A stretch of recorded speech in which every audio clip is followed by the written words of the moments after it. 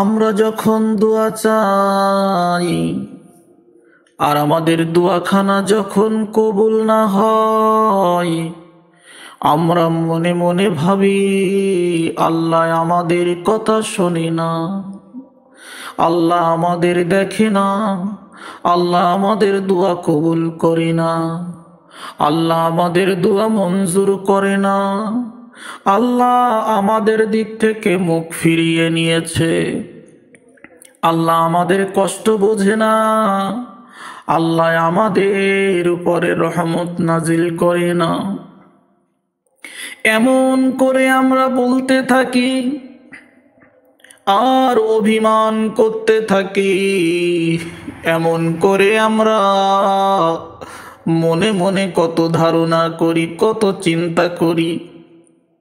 কিন্তু একবার কি ভেবেছি আমার আল্লাহ ওই সময় কি বলে তাহলে একটু শুনুন।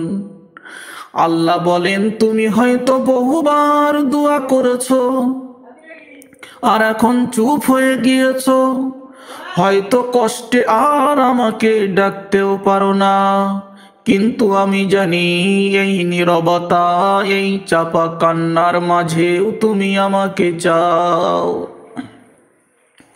আমি শুধু মুখের শব্দ শুনি না, হৃদয়ের ভাষাও বুঝি। তুমি চাইলেও না চাইলেও আমি তোমার খবর রাখি, কারণ আমি দয়াময়।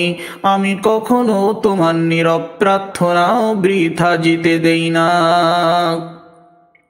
তুমি হারিয়ে গেলে আমি তোমাকে পথ দেখাই, তুমি হারিয়ে গেলেও আমি তোমাকে পথ দেখাই, অন্ধকারে পড়লে আমি তোমার জন্য আলো জ্বালাই।